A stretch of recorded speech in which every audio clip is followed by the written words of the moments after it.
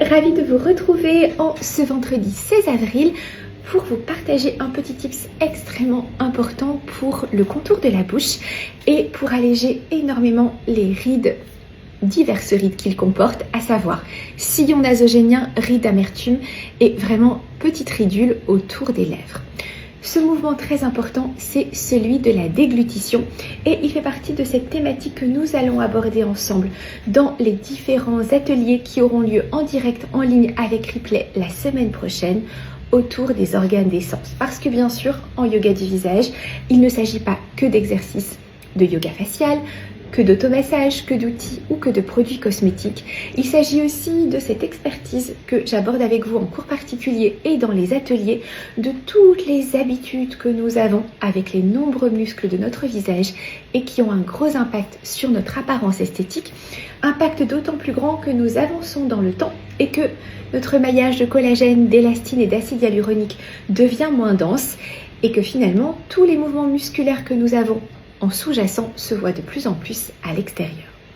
Il s'avère qu'un certain nombre d'entre nous n'ont pas complètement acquis la déglutition adulte mature et continuent d'avoir des réflexes de déglutition primaire qui engagent fortement le contour de la bouche de cette manière.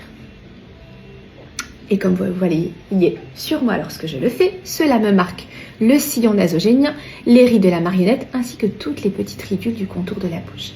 Or, déglutir, nous le faisons 600 à 1000 fois par jour. Et ce ne sont pas les quelques minutes que nous allons passer à faire du yoga facial qui suffiront à compenser 600 à 1000 mouvements d'engagement musculaire très fort de toute cette zone.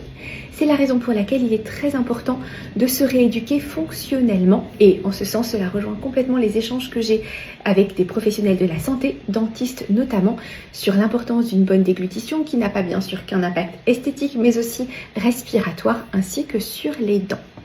C'est un des sujets que nous aborderons la semaine prochaine dans l'atelier dédié à la bouche. Il y en aura 3 autres, l'un sur les yeux pour travailler sur les cernes, les poches et les affaissements en lien avec la qualité de la vision. L'autre sur le nez pour travailler sur la qualité de la respiration pour éviter justement de trop engager la musculature, notamment l'élévateur de la lèvre supérieure sur le côté du nez, ainsi que également travailler sur cette sensation que l'on peut avoir avec le temps, que le nez s'élargit parce que les muscles changent. La bouche, nous venons de l'aborder. Et enfin, les oreilles et petite animation sonore par Bretzel. Je vous mets tous les liens pour vous inscrire dans la description. Je me réjouis beaucoup de vous retrouver à cette occasion et je vous souhaite, avec Bretzel, un excellent week-end. À très vite!